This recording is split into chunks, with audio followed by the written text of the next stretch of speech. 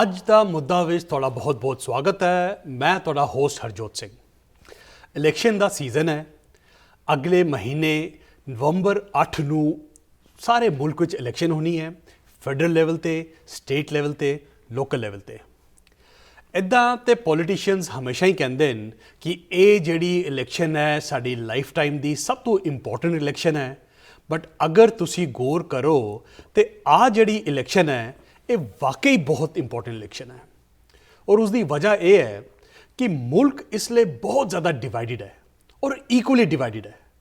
ਜਿਹੜੀ ਤੁਹਾਡੀ ਇਸ ਇਲੈਕਸ਼ਨ ਵਿੱਚ ਵੋਟ ਹੈ ਉਹ ਇਸ ਕੰਟਰੀ ਦੀ ਆਉਣ ਵਾਲੇ ਕੁਝ ਦਹਾਕਿਆਂ ਦੀ ਜਿਹੜੀ ਡਾਇਰੈਕਸ਼ਨ ਹੈ ਉਹ ਡਿਸਾਈਡ ਕਰ ਸਕਦੀ ਹੈ। ਸਾਨੂੰ ਇਹ ਇਲੈਕਸ਼ਨ ਬੜੀ ਕਲੋਜ਼ਲੀ ਵਾਚ ਕਰਨ ਦੀ ਲੋੜ ਹੈ। ਔਰ ਜਿਵੇਂ ਕਿ ਕਹਿੰਦੇ ਨੇ ਟੇਬਲ ਤੇ ਸਾਨੂੰ ਸੀਟ ਦੀ ਲੋੜ ਹੈ। ਅਸੀਂ ਖੁਸ਼ਕਿਸਮਤ ਹਾਂ, ਅਸੀਂ ਸ਼ੁਕਰਗੁਜ਼ਾਰ ਹਾਂ ਕਿ ਸਾਡੀ ਕਮਿਊਨਿਟੀ ਦੇ ਕੁਝ ਬੰਦੇ ਅੱਗੇ ਆਉਂਦੇ ਨੇ, ਇਨ ਇਲੈਕਸ਼ਨਸ ਵਿੱਚ ਪਾਰਟਿਸਿਪੇਟ ਕਰਦੇ ਨੇ, ਲੜਦੇ ਨੇ ਔਰ ਸਾਡੀ ਜਿਹੜੀ ਆਵਾਜ਼ ਹੈ ਉਹ ਅੱਗੇ ਲੈ ਕੇ ਜਾਂਦੇ ਨੇ।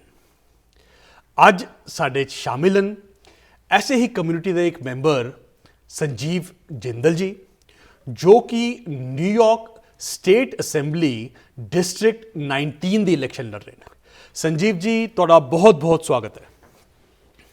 ਬਹੁਤ ਬਹੁਤ ਧੰਨਵਾਦ ਜੀ ਹਰਜੋਤ ਜੀ, ਤੁਹਾਡਾ ਚੈਨਲ ਦਾ ਤੇ ਸਾਰੇ ਦਰਸ਼ਕਾਂ ਦਾ ਜੋ ਸਾਨੂੰ ਅੱਜ ਦੇਖ ਰਹੇ ਨੇ ਜੀ।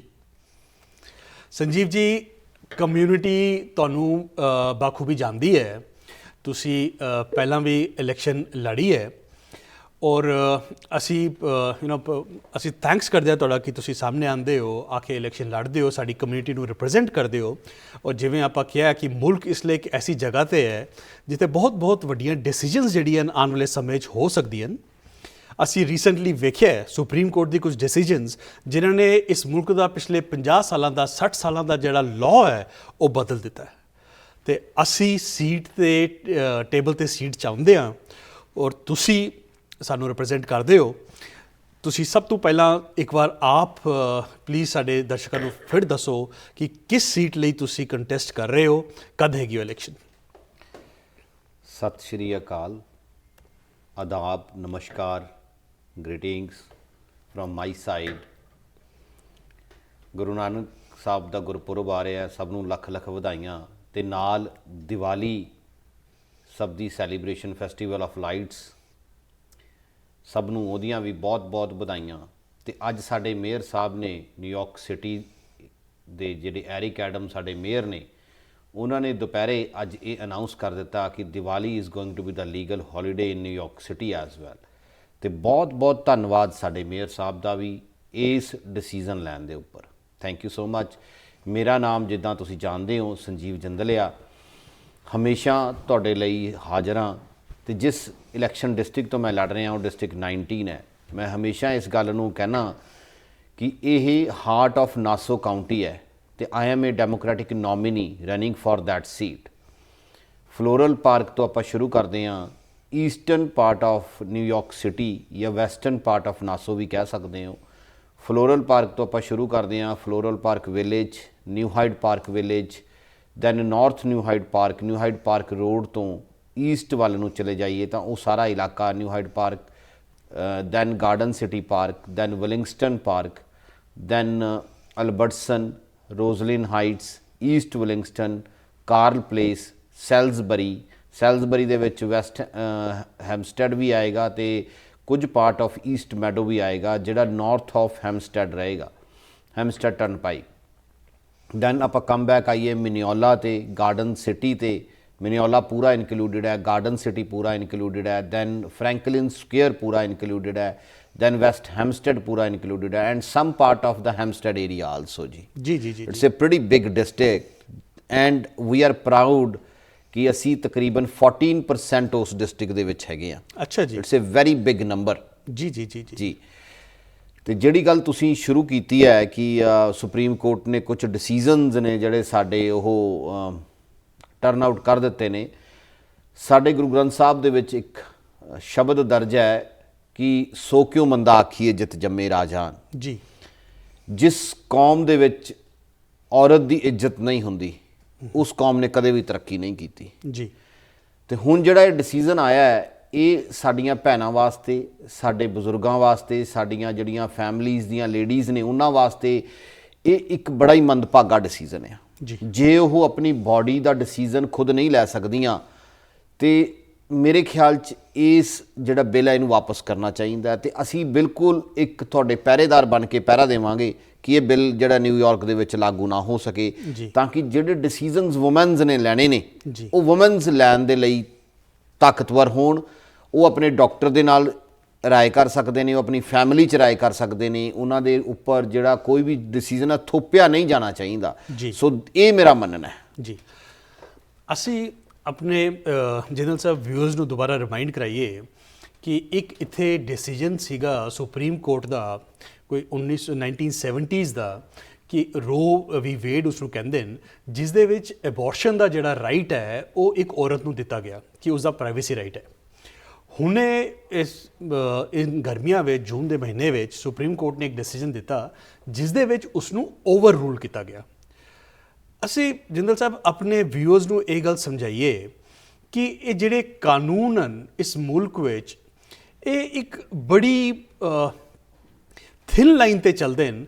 ਜਿਨ ਘਰਾਂ ਵਿੱਚ ਤੁਸੀਂ ਅੱਜ ਰਹਿ ਕੇ ਇੰਜੋਏ ਕਰਦੇ ਹੋ, ਤੁਸੀਂ ਆਪਣਾ ਹੱਕ ਮੰਨਦੇ ਹੋ, ਅੱਜ ਤੋਂ 50 ਸਾਲ ਪਹਿਲਾਂ 60 ਸਾਲ ਪਹਿਲਾਂ ਐਸੇ ਕਾਨੂੰਨ ਸਨ, ਲੀਜ਼ਸ ਵਿੱਚ ਲਿਖਿਆ ਜਾਂਦਾ ਸੀਗਾ ਜਾਂ ਸੇਲ ਡੀਡ ਵਿੱਚ ਲਿਖਿਆ ਜਾਂਦਾ ਸੀਗਾ ਕਿ ਅਗਰ ਤੁਸੀਂ ਆਹ ਘਰ ਖਰੀਦ ਰਹੇ ਹੋ, ਤੁਸੀਂ ਆਹ ਘਰ ਜਿਹੜਾ ਹੈ ਕਿਸੇ ਨੌਨ ਵਾਈਟ ਨੂੰ ਨਹੀਂ ਵੇਚ ਸਕਦੇ ਜਾਂ ਕਿਰਾਏ ਤੇ ਨਹੀਂ ਦੇ ਸਕਦੇ। ਇਹ ਕਾਨੂੰਨ ਸੀਗੇ। ਇਨ ਕਾਨੂੰਨਾਂ ਨੂੰ ਬਦਲਿਆ ਗਿਆ। ਹੁਣ ਦੁਬਾਰਾ ਅਸੀਂ ਐਸੀ ਕੋਸ਼ਿਸ਼ਾਂ ਦੇਖ ਰਹੇ ਹਾਂ ਜਿੱਥੇ ਉਨ ਪੁਰਾਣੇ ਕਾਨੂੰਨਾਂ ਦੀ ਤਰਫ ਲਿਜਾਇਆ ਜਾ ਰਿਹਾ ਹੈ।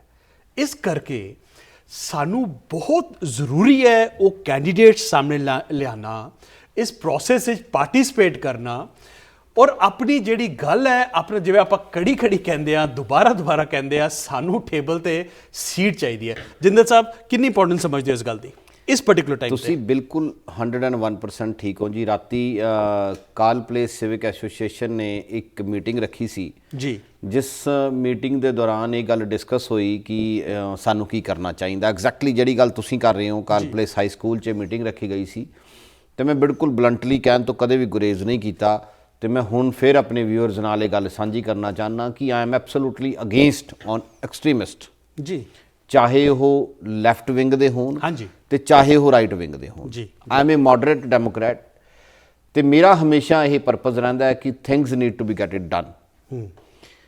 ਜਦੋਂ ਅਸੀਂ ਕਾਮਨ ਸੈਂਸ ਡੈਮੋਕਰੈਟ ਦੇ ਤਰ੍ਹਾਂ ਸੋਚਾਂਗੇ ਤਾਂ ਹੀ ਚੀਜ਼ਾਂ ਜਿਹੜੀਆਂ ਨੇ ਉਹ ਸਹੀ ਇਨ ਪਲੇਸ ਹੋ ਸਕਦੀਆਂ ਨੇ। ਜਦੋਂ ਅਸੀਂ ਐਕਸਟ੍ਰੀਮਿਸਟ ਵਿੰਗਸ ਤੇ ਜਾਂਦੇ ਆ ਤਾਂ ਉਹ ਕਦੇ ਵੀ ਚੀਜ਼ਾਂ ਸਹੀ ਪਲੇਸ ਨਹੀਂ ਹੋਣੀਆਂ, ਚਾਹੇ ਉਹ ਰਾਈਟ ਹੋਵੇ ਤੇ ਚਾਹੇ ਉਹ ਲੈਫਟ ਹੋਵੇ।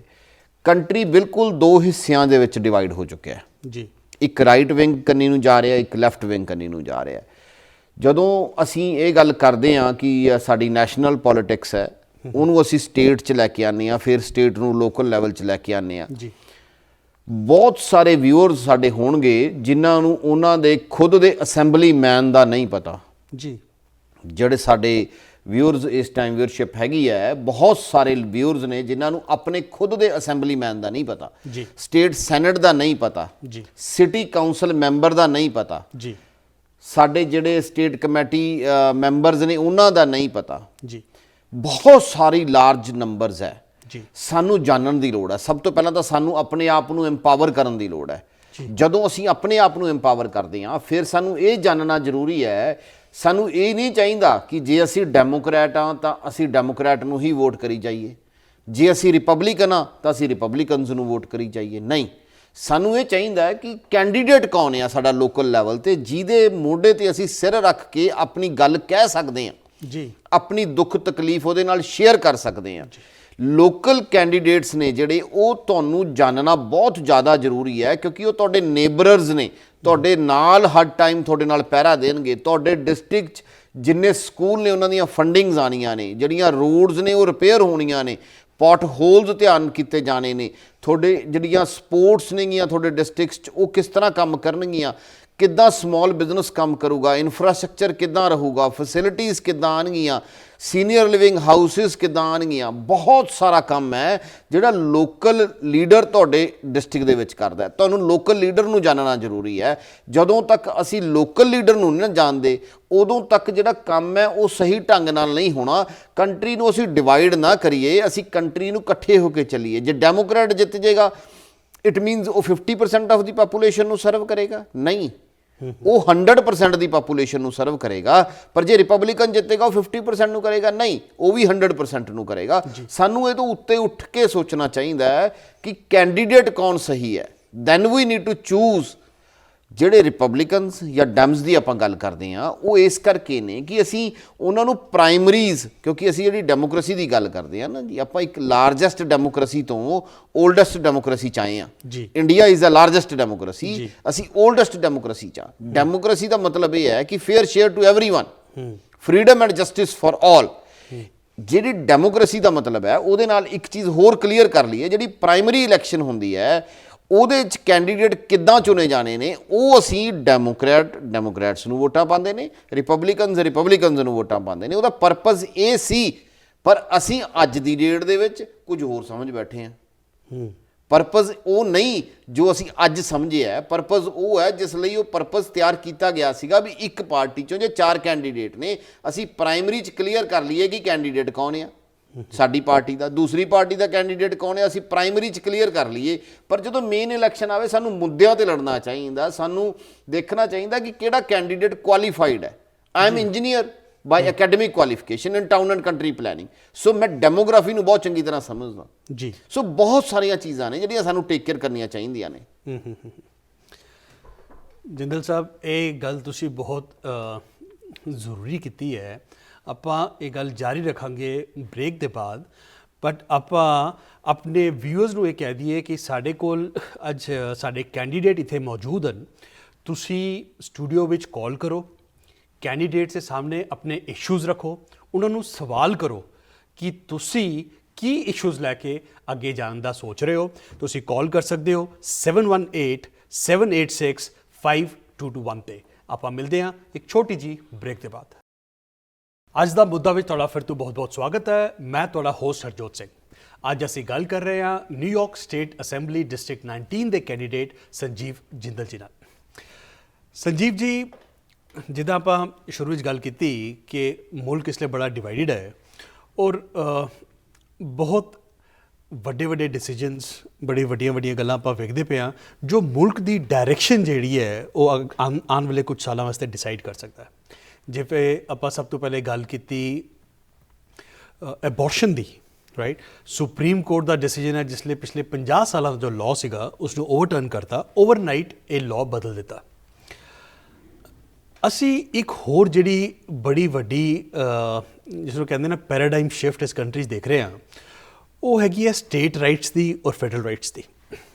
ਹੁਣ ਜਿਵੇਂ ਅਗਰ ਇੱਕ ਫੈਡਰਲ ਲਾਅ ਆਉਂਦਾ ਵੀ ਹੈ ਐਬੋਰਸ਼ਨ ਨੂੰ ਲੈ ਕੇ, ਬਹੁਤ ਜ਼ਰੂਰੀ ਹੈ ਕਿ ਸਟੇਟ ਸਾਡੀਆਂ ਇੰਨੀਆਂ ਪਾਵਰਫੁਲ ਹੋਣ, ਐਸੇ ਸਾਡੇ ਰਿਪਰੈਜ਼ੈਂਟੇਟਿਵਸ ਉੱਥੇ ਬੈਠੇ ਹੋਣ ਜੋ ਸਾਡੇ ਹੱਕ ਦੀ ਗੱਲ ਕਰ ਸਕਣ ਕਿ ਅਗਰ ਕੋਈ ਇੱਦਾਂ ਦੇ ਲਾਜ਼ ਸੈਂਟਰ ਵਿੱਚ ਫੇਵਰੇਬਲ ਨਹੀਂ ਵੀ ਹੁੰਦੇ ਤਾਂ ਵੀ ਸਟੇਟ ਜੋ ਆਪਾਂ ਚਾਹੁੰਦੇ ਹਾਂ ਉਹ ਸਾਡੇ ਹੱਕ ਵਿੱਚ ਰਹੇ।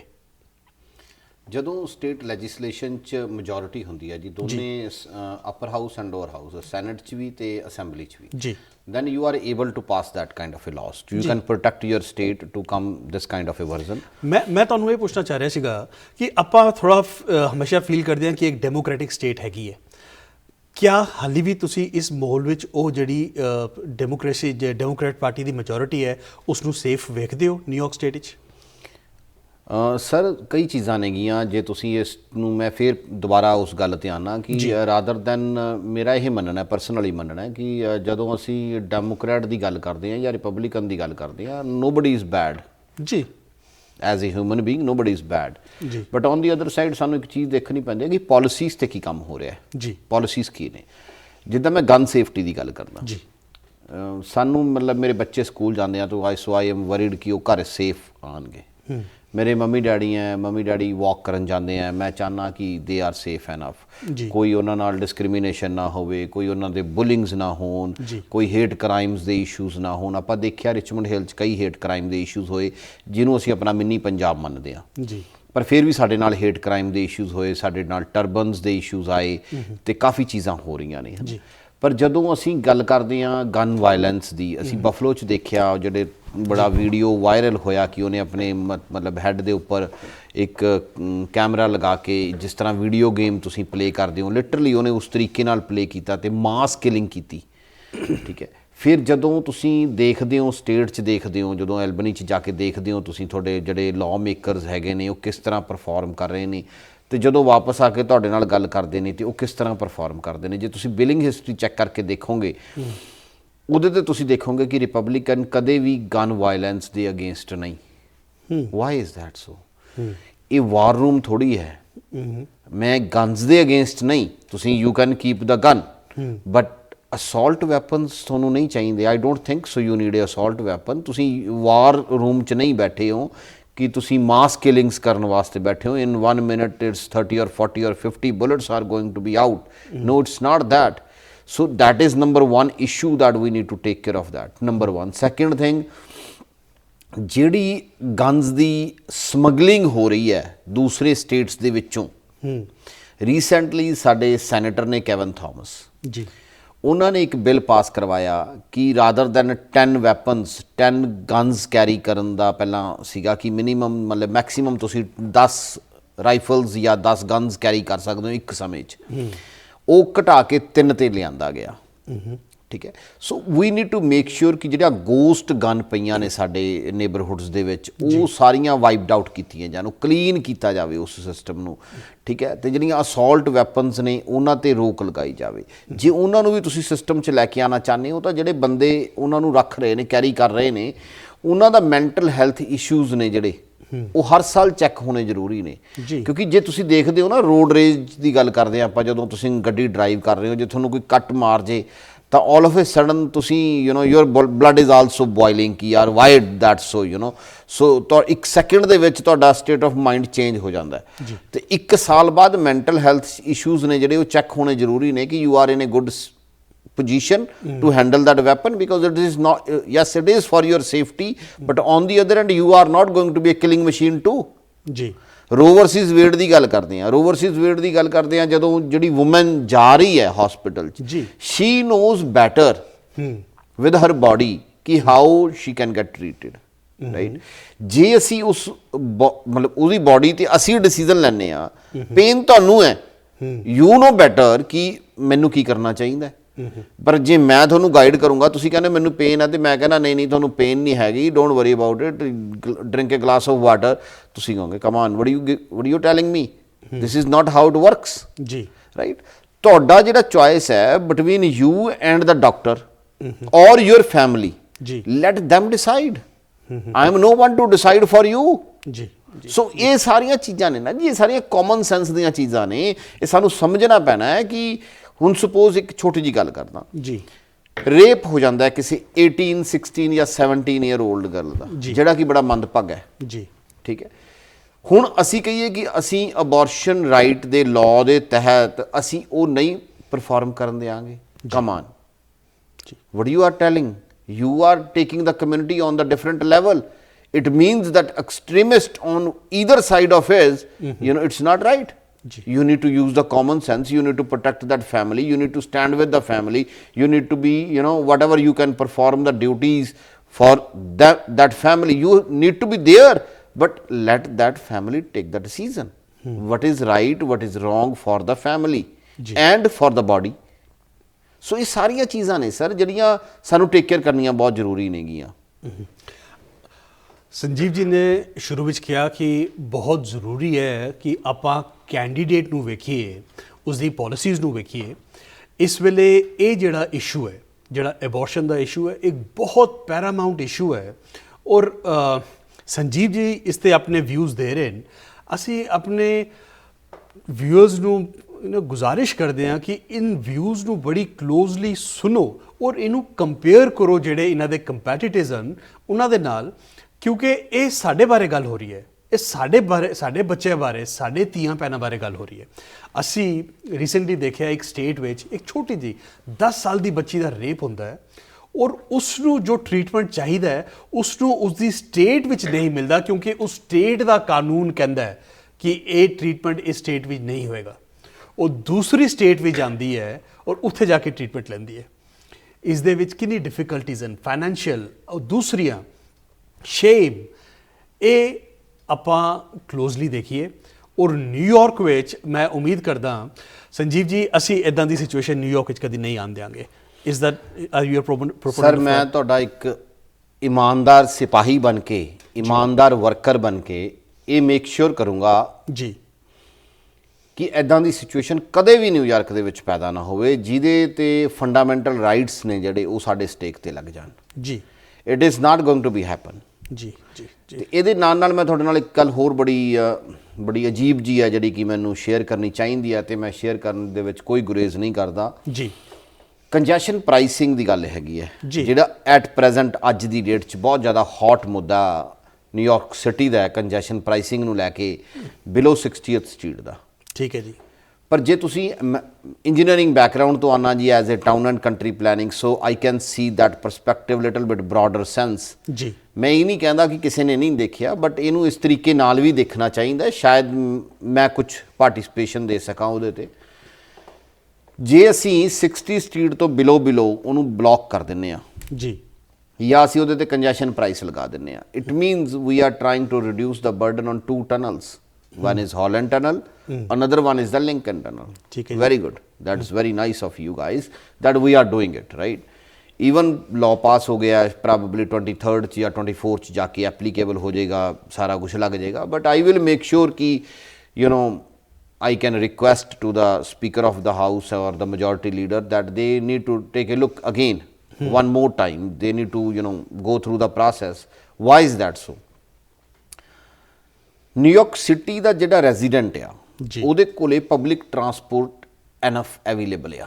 ਠੀਕ ਹੈ ਜੀ। ਸਬਵੇ ਸਿਸਟਮ ਵੀ ਹੈਗਾ, ਐਕਸਪ੍ਰੈਸ ਬੱਸਿਸ ਵੀ ਹੈਗੀਆਂ ਨੇ ਜੀ, ਤੇ ਰੈਗੂਲਰ ਬੱਸਿਸ ਵੀ ਹੈਗੀਆਂ ਨੇ ਤੇ ਲਿਮਟਿਡ ਬੱਸਿਸ ਵੀ ਹੈਗੀਆਂ ਨੇ ਜਿਹਦੇ ਨਾਲ ਅਸੀਂ ਸਿਟੀ ਨੂੰ ਟਰੈਵਲ ਕਰਦੇ ਹਾਂ। Very good, very nice. So but long islanders ਜਿਹੜੀਆਂ ਫੈਮਿਲੀਜ਼ ਨੇਗੀਆਂ, ਜਿਹੜੀਆਂ ਅਸੀਂ ਨਾਸੋ ਕਾਊਂਟੀ ਜਾਂ ਸਫਕ ਕਾਊਂਟੀ ਤੋਂ ਆਉਂਦੇ ਹਾਂ, ਸਾਨੇ ਜਦੋਂ ਬ੍ਰਿਜ ਕ੍ਰਾਸ ਕਰਨੇ ਜਾਂ ਟਨਲ ਕ੍ਰਾਸ ਕਰਨੀ ਹੈ, ਸਾਨੂੰ ਪਬਲਿਕ ਟਰਾਂਸਪੋਰਟ ਉਨੀ ਜ਼ਿਆਦਾ ਨਹੀਂ ਅਵੇਲੇਬਲ ਜਿੰਨੀ ਨਿਊਯਾਰਕ ਸਿਟੀ 'ਚ ਅਵੇਲੇਬਲ ਆ। ਠੀਕ ਹੈ। Every 15 minutes, every 10 minutes available ਆ। ਹੁਣ ਜਦੋਂ ਅਸੀਂ ਟਨਲਸ ਕ੍ਰਾਸ ਕਰਨੀਆਂ ਨੇ ਜਾਂ ਅਸੀਂ ਬ੍ਰਿਜਸ ਕ੍ਰਾਸ ਕਰਨੇ ਨੇ, ਸਾਨੂੰ ਪਤਾ ਹੈ ਕਿ ਸਾਨੇ $30 $35 ਪੇ ਕਰਨੇ ਪੈਣਗੇ if we are going to travel between Williamsburg, Manhattan or the Brooklyn Bridge or even 59 street bridge ਜੇ ਅਸੀਂ ਯੂਜ਼ ਕਰਦੇ ਹਾਂ ਸਾਨੂੰ ਪੇ ਕਰਨਾ ਪਏਗਾ। But on the other hand ਸਾਨੂੰ ਇੱਕ ਚੀਜ਼ ਹੋਰ ਸਮਝਣੀ ਚਾਹੀਦੀ ਹੈ। ਬ੍ਰੌਂਕਸ ਦੀ ਗੱਲ ਕਰਦੇ ਹਾਂ ਅਸੀਂ, ਬ੍ਰੌਂਕਸ 'ਚ ਕੰਜੈਸ਼ਨ ਪਹਿਲਾਂ ਹੀ ਬਹੁਤ ਜ਼ਿਆਦਾ ਹੈ ਜੀ। ਬ੍ਰੌਂਕਸ 'ਚ ਕੰਜੈਸ਼ਨ ਹੋਣ ਕਰਕੇ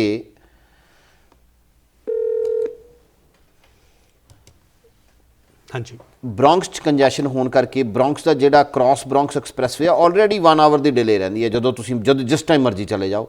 ਕੰਜੈਸ਼ਨ ਜਿਹੜਾ ਬ੍ਰੌਂਕਸ 'ਚ ਹੋਰ ਵੱਧ ਜਾਏਗਾ, ਪੋਲਿਊਸ਼ਨ ਵਧੇਗਾ, ਉਹਦੇ ਨਾਲ ਅਸਥਮਾ ਵਧੇਗਾ, ਉਹਦੇ ਨਾਲ ਪੋਲਿਊਸ਼ਨ ਇੰਡੈਕਸ ਇਨਕਰੀਜ਼ ਹੋ ਜਾਏਗਾ। ਫਿਰ ਉਸ ਤੋਂ ਬਾਅਦ ਸੈਕਿੰਡ ਗੱਲ ਕਰਦੇ ਹਾਂ ਜੀ ਆਪਾਂ ਬੈਲਟ ਪਾਰਕਵੇ ਦੀ ਗੱਲ ਕਰਦੇ ਹਾਂ।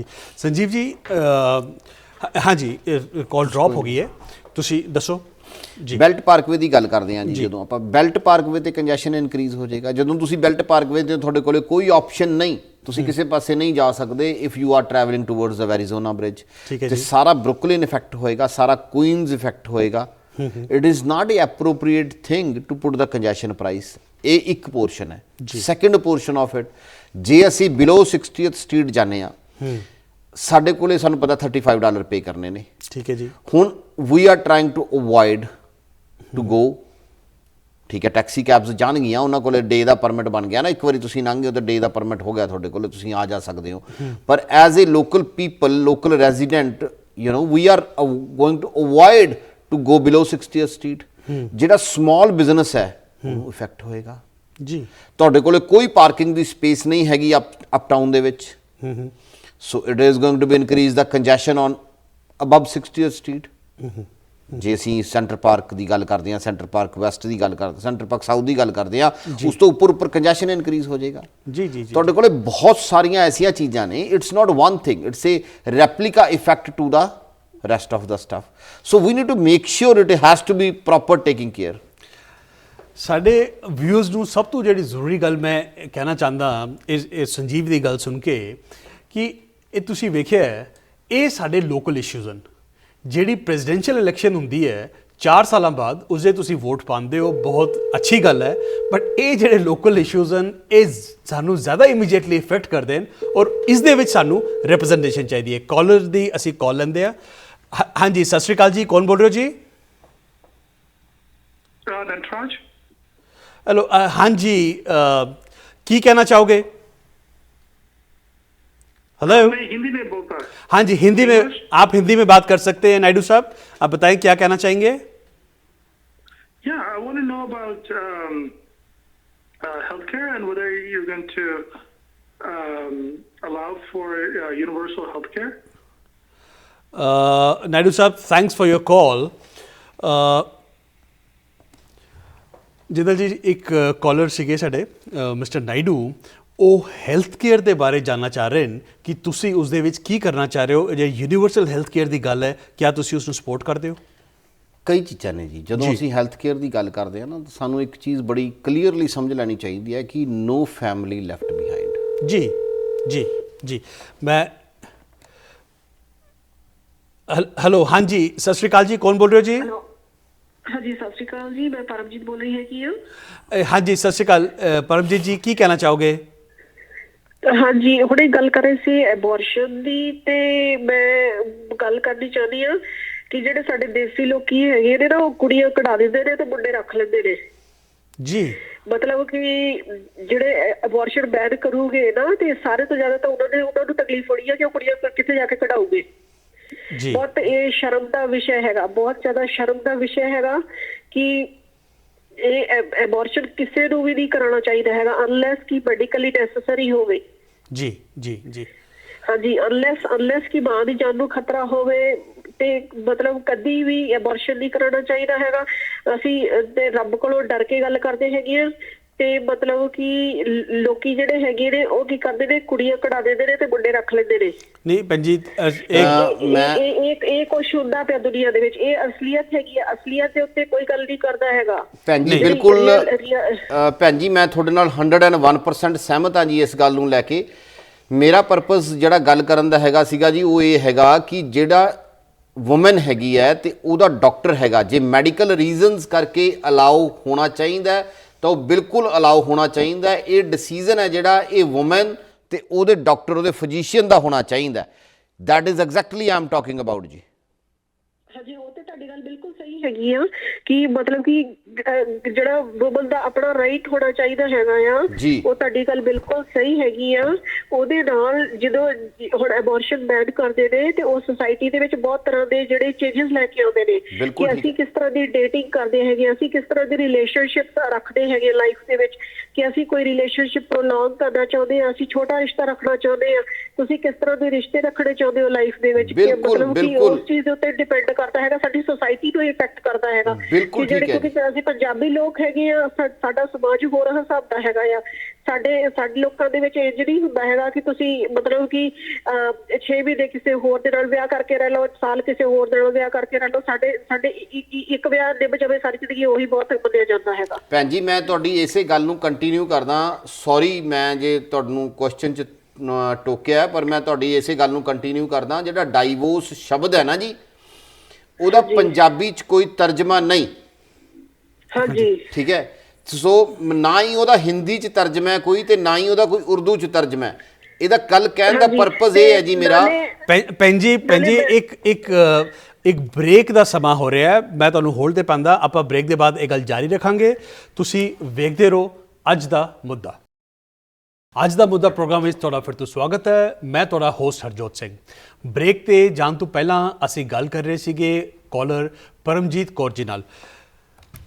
ਹਾਂਜੀ ਭੈਣ ਜੀ, ਤੁਸੀਂ ਲਾਈਨ ਤੇ ਹੋ, ਕੀ ਕਹਿਣਾ ਚਾਹੁੰਦੇ ਹੋ ਭੈਣ ਜੀ? ਹਾਂਜੀ, ਮੈਂ ਇਹ ਚਾਹੁੰਦੀ ਹੈਗੀ ਆ ਕਿ ਸਾਨੂੰ ਨਾ ਸੀਨੀਅਰ ਸੈਂਟਰਸ ਚਾਹੀਦੇ ਹੈਗੇ ਪੰਜਾਬੀਆਂ ਵਾਸਤੇ, ਆਪਣੀ ਕਮਿਊਨਿਟੀ ਵਾਸਤੇ, ਜਿੱਥੇ ਕਿ ਸਾਡੇ ਬਜ਼ੁਰਗ ਆਪਣਾ ਟਾਈਮ ਪਾਸ ਕਰ ਸਕਣ, ਕਿਉਂਕਿ ਸਾਰੇ ਜਿਹੜੇ ਕੰਮਾਂ ਕਾਰਾਂ ਤੇ ਚੱਲ ਜਾਂਦੇ, ਬਜ਼ੁਰਗ ਘਰ ਇਕੱਲੇ ਰਹਿੰਦੇ ਹੈਗੇ ਆ। ਜੀ ਭੈਣ ਜੀ, ਨਾਲੇ ਉਸ ਸੀਨੀਅਰ ਸੈਂਟਰਸ ਦੇ ਵਿੱਚ ਉਹਨਾਂ ਦੇ ਰੀਕ੍ਰੀਏਸ਼ਨ ਦੀ ਅਰੇਂਜਮੈਂਟ ਹੋਵੇ, ਉਹਨਾਂ ਦੇ ਖਾਣੇ ਪੀਣੇ ਦਾ ਇੰਤਜ਼ਾਮ ਹੋਵੇ, ਤੇ ਉਸ ਤੋਂ ਬਾਅਦ ਵਿੱਚ ਉੱਥੇ ਉਹਨਾਂ ਨੂੰ ਮਤਲਬ ਪੂਜਾ ਪਾਠ ਵੀ ਕਰ ਸਕਣ, ਤੇ ਉਸ ਤੋਂ ਬਾਅਦ ਵਿੱਚ ਉਹਨਾਂ ਦੇ ਜਿਹੜੇ ਹੈਲਥ ਇਸ਼ੂਜ਼ ਹੈਗੇ ਉਹ ਵੀ ਡਿਸਕਸ ਕਰ ਸਕਣ, ਤੇ ਉਹਨਾਂ ਦੀ ਦਵਾਈਆਂ ਦੇ ਬਾਰੇ ਵੀ ਉਹਨਾਂ ਨੂੰ ਦੱਸ ਸਕਣ, ਤੇ ਇਹ ਬਹੁਤ ਜ਼ਰੂਰੀ ਹੈਗਾ। ਤੇ ਨਾਲੇ ਕਿ ਹਾਲੇ ਤਾਂ ਮਤਲਬ ਕਿ ਇਸ ਵੇਲੇ ਜਿਹੜੀ ਸਾਡੀ ਜਨਰੇਸ਼ਨ ਇੰਡੀਆ ਤੋਂ ਬਜ਼ੁਰਗਾਂ ਦੀ ਆਈ ਹੈਗੀ ਉਹ ਇੰਨੀ ਜ਼ਿਆਦਾ ਨਹੀਂ ਹੈਗੀ, ਲੇਕਿਨ ਹੁਣ ਸਾਡੇ ਜਿਹੜੇ ਫਿਊਚਰ ਜਨਰੇਸ਼ਨ ਅੱਜ ਤੋਂ ਲੈ ਕੇ 10 ਮਤਲਬ ਕਿ 5 ਤੋਂ ਲੈ ਕੇ 10-15 ਸਾਲ ਤੱਕ ਇੱਕ ਐਸੀ ਏਜ ਗਰੁੱਪ ਪੈਦਾ ਹੋ ਜਾਣਾ ਹੈਗਾ ਆ ਜਿਹਦੇ ਵਿੱਚ ਕਿ ਸਾਨੂੰ ਇਸ ਚੀਜ਼ ਦੀ ਲੋੜ ਘੜੀ ਹੈਗੀ ਆ। ਜੀ ਭੈਣ ਜੀ ਆਪਾਂ ਸੰਜੀਵ ਜੀ ਤੋਂ ਪੁੱਛਦੇ ਆ,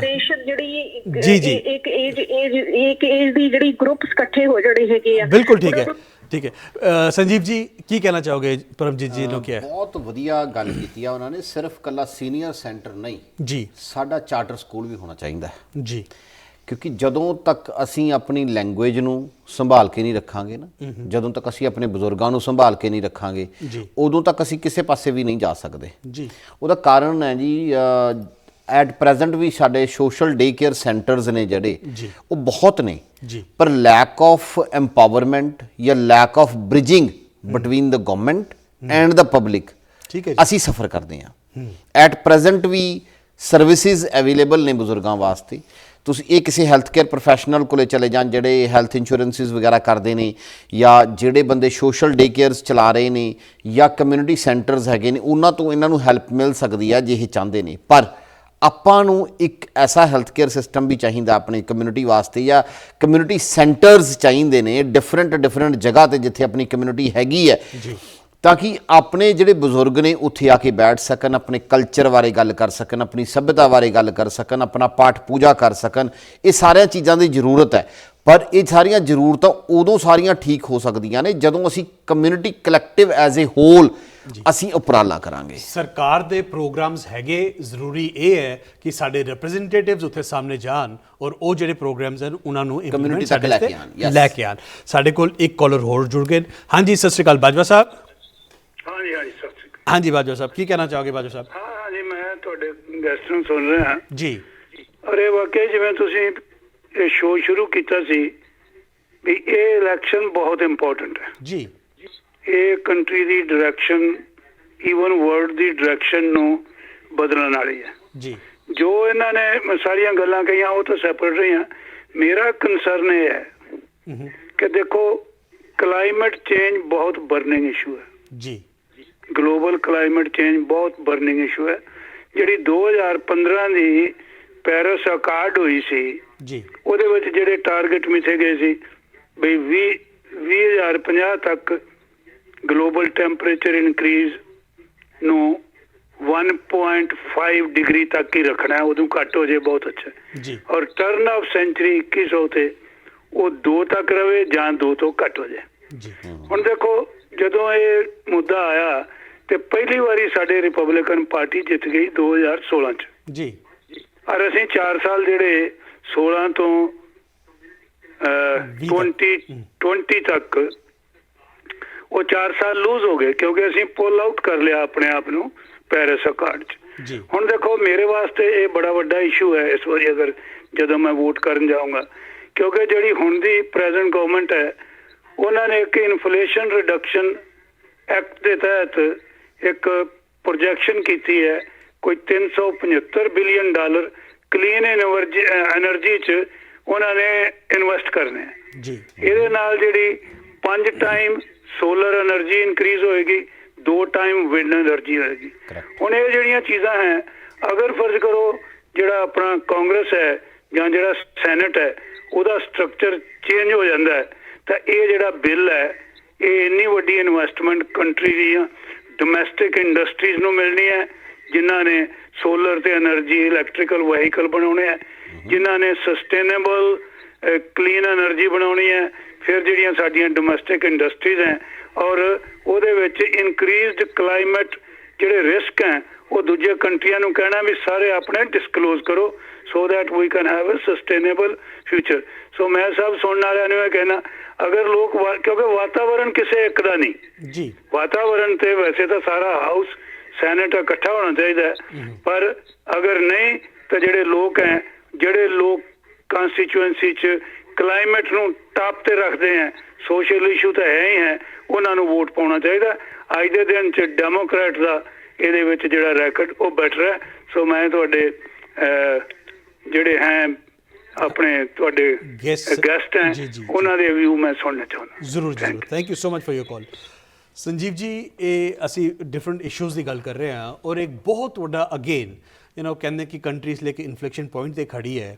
ਜਿਹੜਾ ਕਲਾਈਮੇਟ ਦਾ ਇਸ਼ੂ ਹੈ ਇੱਕ ਬਹੁਤ ਵੱਡਾ ਇਸ਼ੂ ਹੈ ਔਰ ਬੜੇ ਡਾਈਵਰਸ ਵਿਊਜ਼ ਹਨ ਦੋ ਪਾਰਟੀਜ਼ ਦੇ। ਤੁਸੀਂ ਕਿਵੇਂ ਵੇਖਦੇ ਹੋ ਇਸ ਵਿਊ ਨੂੰ, ਇਸ ਇਸ਼ੂ ਨੂੰ? ਸਰ, ਇਹ ਜਿਹੜਾ ਵਿਊ ਜਿਹੜੀ ਬਾਜਵਾ ਜੀ ਨੇ ਗੱਲ ਕੀਤੀ ਹੈ ਨਾ, ਇਹ ਬਿਲਕੁਲ 100% ਸਹੀ ਗੱਲ ਕੀਤੀ ਆ ਉਹਨਾਂ ਨੇ। ਤੇ ਸਾਨੂੰ ਜਦੋਂ ਤੱਕ ਅਸੀਂ ਨਾ ਮਤਲਬ ਮੈਂ ਫਿਰ ਉੱਥੇ ਆ ਜਾਣਾ ਕਿ ਜਦੋਂ ਤੱਕ ਅਸੀਂ ਮੋਡਰੇਟ ਤਰੀਕੇ ਨਾਲ ਜਾਂ ਕਾਮਨ ਸੈਂਸ ਦੇ ਪੁਆਇੰਟ ਆਫ ਵਿਊ ਨਾਲ ਨਹੀਂ ਦੇਖਾਂਗੇ ਨਾ, ਉਦੋਂ ਤੱਕ ਇਹ ਚੀਜ਼ਾਂ ਐਡਰੈਸ ਨਹੀਂ ਹੋ ਸਕਦੀਆਂ ਜੀ।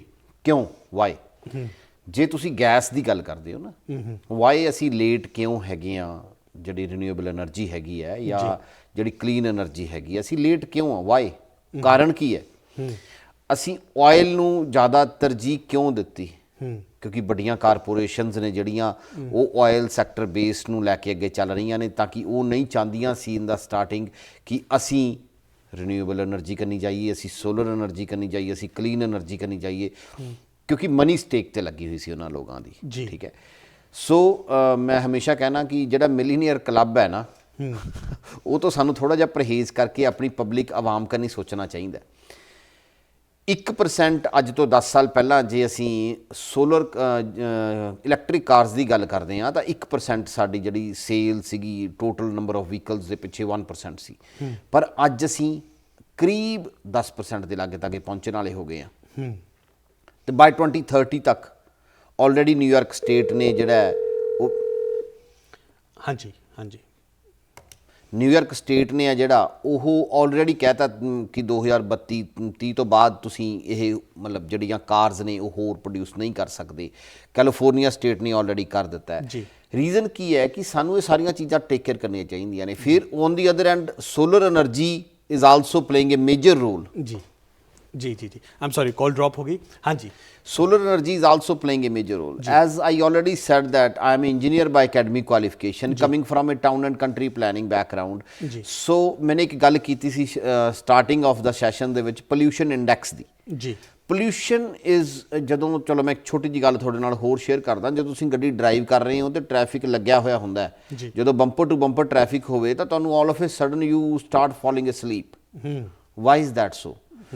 ਕਿਉਂਕਿ ਜਿਹੜੀ ਕਾਰਬਨ ਮੋਨੋਆਕਸਾਈਡ ਤੁਹਾਡੇ ਬਰਨ ਹੋ ਕੇ ਬਾਹਰ ਆ ਰਹੀ ਹੈ ਤੇ ਤੁਹਾਡੇ ਫਰੰਟ ਇੰਜਨ ਦੇ ਵਿੱਚੋਂ ਉਹ ਤੁਹਾਡੇ ਵਾਇਆ ਪੱਖੇ ਦੇ ਵਿੱਚੋਂ ਉਹਦੀ ਹੋ ਕੇ ਉਹ ਤੁਸੀਂ ਉਹਨੂੰ ਸਮੈਲ ਕਰ ਰਹੇ ਹੋ, ਇਟਸ ਆਰਡਰਲੈਸ ਗੈਸ।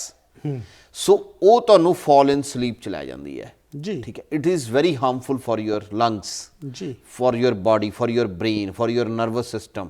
ਸੋ ਇਹ ਸਾਰੀਆਂ ਚੀਜ਼ਾਂ ਨੇ ਜਿਹੜੀਆਂ ਇਹ ਸਾਨੂੰ ਟੇਕ ਕੇਅਰ ਕਰਨੀਆਂ ਚਾਹੀਦੀਆਂ ਨੇ। ਸਾਨੂੰ ਇਹਨਾਂ ਸਾਰੀਆਂ ਚੀਜ਼ਾਂ ਨੂੰ ਟੇਕ ਕੇਅਰ ਕਰਨ ਵਾਸਤੇ ਐਜੂਕੇਟਿਡ ਤੇ ਪੜ੍ਹੇ ਲਿਖੇ ਲੋਕ ਤੇ ਕਾਮਨ ਸੈਂਸ ਜਿਹੜੇ ਤੁਹਾਡੇ ਲੀਡਰਸ ਨੇ ਉਹ ਸਿਸਟਮ 'ਚ ਹੋਣੇ ਜ਼ਰੂਰੀ ਨੇ। ਜੀ, 2 ਪ੍ਰੋਜੈਕਟ ਨਵੇਂ ਆਏ ਨੇ ਜੀ ਨਿਊਯਾਰਕ ਸਟੇਟ ਦੇ ਵਿੱਚ। ਜੀ, ਵੱਡੇ ਪ੍ਰੋਜੈਕਟ ਨੇ ਜਿਹੜੇ। ਜੀ, ਤੇ ਕਰੀਬ ਕਾਫੀ ਵੱਡੀ ਤਾਦਾਦ ਦੇ ਵਿੱਚ ਅਰਾਊਂਡ 50,000 ਜੌਬਸ ਨੇ ਜਿਹੜੀਆਂ ਅਪ ਸਟੇਟ ਦੇ ਵਿੱਚ ਨਵੀਆਂ ਪ੍ਰੋਜੈਕਟ ਹੋਈਆਂ ਨੇ। ਜੀ, ਬਹੁਤ ਸਾਰਾ ਕੁਝ ਹੈ ਜਿਹੜਾ ਸਾਨੂੰ ਕਰਨ ਦੀ ਲੋੜ ਆ। ਸੰਜੀਵ ਜੀ, ਇੱਕ ਬ੍ਰੇਕ ਦਾ ਸਮਾਂ ਹੋ ਰਿਹਾ ਹੈ, ਅਸੀਂ ਇਹ ਗੱਲ ਜਾਰੀ ਰੱਖਾਂਗੇ ਇੱਕ ਛੋਟੀ ਜੀ ਬ੍ਰੇਕ ਦੇ ਬਾਅਦ। ਤੁਸੀਂ ਵੇਖਦੇ ਰਹੋ ਅੱਜ ਦਾ ਮੁੱਦਾ। ਅੱਜ ਦਾ ਮੁੱਦਾ ਪ੍ਰੋਗਰਾਮ ਵਿੱਚ ਤੁਹਾਡਾ ਫਿਰ ਤੋਂ ਸਵਾਗਤ ਹੈ। ਮੈਂ ਤੁਹਾਡਾ ਹੋਸਟ ਹਰਜੋਤ ਸਿੰਘ। ਸੰਜੀਵ ਜੀ, ਅਸੀਂ ਤੁਹਾਡੇ ਤੋਂ ਕੁਝ ਜਿਹੜੇ ਇਮੀਡੀਏਟ ਮੁੱਦੇ ਹੈਗੇ ਇਸ ਇਲੈਕਸ਼ਨ ਵਿੱਚ ਔਰ ਸਾਡੀ ਕਮਿਊਨਿਟੀ ਦੇ, ਉਹ ਅਸੀਂ ਗੱਲ ਤੁਹਾਡੇ ਨਾਲ ਜਾਂਦੇ ਜਾਂਦੇ ਕਰਨਾ ਚਾਹੁੰਦੇ ਹਾਂ। ਸਭ ਤੋਂ ਪਹਿਲੀ ਗੱਲ ਦੇਖੋ, ਇਹ ਆਪਾਂ ਹਮੇਸ਼ਾ ਕਹਿੰਦੇ ਹਾਂ ਔਰ ਅਸੀਂ ਵੇਖਿਆ ਕਿ ਜਿਹੜੀ ਸਰਕਾਰਾਂ ਉਹ ਸਾਡੇ ਵੱਲ ਤਵੱਜੂ ਤਦ ਦਿੰਦੀਆਂ ਜਦ ਅਸੀਂ ਇੱਕ ਐਜ਼ ਅ ਵੋਟ ਬੈਂਕ ਸਾਹਮਣੇ ਆਈਏ, ਜਦੋਂ ਉਹਨਾਂ ਨੂੰ ਨੰਬਰਸ ਦਿਖਦੇ ਨੇ। ਔਰ ਇਸ ਦਾ ਐਗਜ਼ਾਮਪਲ ਅਸੀਂ ਦੇਖਦੇ ਹਾਂ ਹੁਣੇ ਜਿਹੜੀ ਦੀਵਾਲੀ ਦੀ ਉਹਨਾਂ ਨੇ ਇਹ ਛੁੱਟੀ ਅਨਾਊਂਸ ਕੀਤੀ ਹੈ। ਆਈ ਥਿੰਕ ਇਹ ਸਾਰੀ ਕਮਿਊਨਿਟੀ ਵਾਸਤੇ ਬੜੀ ਅਚੀਵਮੈਂਟ ਹੈਗੀ ਹੈ। ਤੁਸੀਂ ਇਸ ਦੇ ਉੱਪਰ ਥੋੜ੍ਹੀ ਰੋਸ਼ਨੀ ਪਾਉਣਾ ਚਾਹੋਗੇ? ਮੈਂ 2 ਹੀ ਸ਼ਬਦਾਂ 'ਚ ਕਹਿਣਾ ਚਾਹਾਂਗਾ ਜੀ। ਸਭ ਤੋਂ ਪਹਿਲਾਂ ਤਾਂ ਧੰਨਵਾਦ ਮੇਅਰ ਸਾਹਿਬ ਦਾ ਜਿਨ੍ਹਾਂ ਨੇ ਦੀਵਾਲੀ ਦੀ ਲੀਗਲ ਹੌਲੀਡੇ ਅਨਾਊਂਸ ਕੀਤੀ ਹੈ। ਜੀ, ਬਟ ਉਹਦੇ ਨਾਲ ਨਾਲ ਇੱਕ ਚੀਜ਼ ਹੋਰ ਕਹਿਣਾ ਚਾਹੁੰਦਾ ਕਿ ਇੰਨਾ ਟਾਈਮ ਕਿਉਂ ਲੱਗਿਆ? ਜੀ, ਬਹੁਤ ਟਾਈਮ ਲੱਗ ਗਿਆ ਜੀ। ਜਦ ਕਿ ਅਸੀਂ more than 30% of the population ਇਕੱਲੇ ਕੁਈਨਸ ਦੇ ਵਿੱਚ ਹੈਗੇ ਆ। ਜੀ ਇੱਕ ਚੀਜ਼ ਹੋਰ, ਇਹ ਜਰਨੀ ਜਾਂ ਇਹ ਜੰਗ ਖਤਮ ਨਹੀਂ ਹੋਈ ਹਾਲੇ। ਜੀ ਸਾਨੂੰ ਇੱਕ ਛੁੱਟੀ ਹੋਰ ਚਾਹੀਦੀ ਹੈ ਜੀ ਗੁਰੂ ਨਾਨਕ ਸਾਹਿਬ ਦੇ ਬਰਥਡੇ ਦੀ। ਜੀ। ਸਾਡੇ ਫਾਊਂਡਰ ਆਫ ਸਿੱਖੀਜ਼ਮ ਦੇ ਨਾਮ ਤੇ ਸਾਨੂੰ ਇੱਕ ਛੁੱਟੀ ਹੋਰ ਚਾਹੀਦੀ ਹੈ। ਗੁਰੂ ਸਾਹਿਬ ਦਾ ਬਰਥਡੇ ਜਿਹੜਾ ਹੈਗਾ, ਬਰਥਡੇ ਸੈਲੀਬ੍ਰੇਸ਼ਨ ਹੈ ਜਿਹੜੀ, ਉਹ 8th ਆਫ ਨਵੰਬਰ ਦੀ ਹੈ ਤੇ ਸਾਡਾ ਇਲੈਕਸ਼ਨ ਡੇ ਵੀ ਐਤਕੀ 8th ਆਫ ਨਵੰਬਰ ਦਾ ਹੈ। ਜੀ। ਸੋ ਅਸੀਂ ਇਹ ਜੰਗ ਜਾਰੀ ਰੱਖਾਂਗੇ ਜੀ। ਜੰਗ ਜਾਰੀ ਕਰਕੇ ਅਸੀਂ ਗੁਰੂ ਸਾਹਿਬ ਦੇ ਬਰਥਡੇ ਦੀ ਵੀ ਛੁੱਟੀ ਕਰਵਾ ਕੇ ਰਹਾਂਗੇ ਨਿਊਯਾਰਕ ਸਟੇਟ ਦੇ ਵਿੱਚ। ਜੀ ਜੀ ਜੀ ਨਹੀਂ, ਇਹ ਬਹੁਤ ਸ਼ਲਾਘਾਯੋਗ ਤੁਹਾਡੀ ਸੋਚ ਹੈਗੀ ਹੈ। ਤੁਸੀਂ ਜੰਦਲ ਸਾਹਿਬ, ਜਿਹੜਾ ਨਿਊਯਾਰਕ ਵਿੱਚ ਇੱਕ ਹੋਰ ਬਹੁਤ ਵੱਡਾ ਜਿਹੜਾ ਇਸ਼ੂ ਹੈਗਾ ਇਸ ਲਈ ਉਹ ਹੈਗਾ ਪਬਲਿਕ ਐਜੂਕੇਸ਼ਨ ਦਾ। ਅਗੇਨ ਬਹੁਤ ਜ਼ਿਆਦਾ ਡਿਵੀਜ਼ਨ ਹੈ, ਤੁਸੀਂ ਕਿਵੇਂ ਵੇਖਦੇ ਹੋ ਇਸ ਇਸ਼ੂ ਨੂੰ? ਤੁਹਾਡੇ ਨਾਲ ਹੀ ਸ਼ਾਇਦ ਕੁਝ ਟਾਈਮ ਪਹਿਲਾਂ ਗੱਲ ਡਿਸਕਸ ਹੋ ਰਹੀ ਸੀ ਕਿ ਵੀ ਲਿਵਸ ਬਾਏ ਦਾ ਜ਼ਿਪ ਕੋਡਸ। ਜੀ ਜੀ ਜੀ ਜੀ। ਕਿਸੇ ਸਕੂਲ ਨੂੰ ਘੱਟ ਫੰਡਿੰਗ ਆ ਰਹੀ ਹੈ, ਕਿਸੇ ਨੂੰ ਜ਼ਿਆਦਾ ਆ ਰਹੀ ਹੈ। Why is that so? ਸਾਨੂੰ ਮੇਕ ਸ਼ੋਰ ਕਰਨਾ ਚਾਹੀਦਾ ਕਿ ਕਿਡਸ ਆਰ ਇਕੁਅਲ। ਜੀ।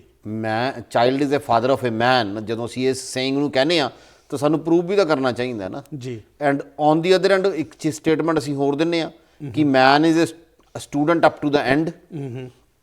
ਅਸੀਂ ਹਰ ਰੋਜ਼ ਕੁਝ ਸਿੱਖਦੇ ਆ। ਜੀ।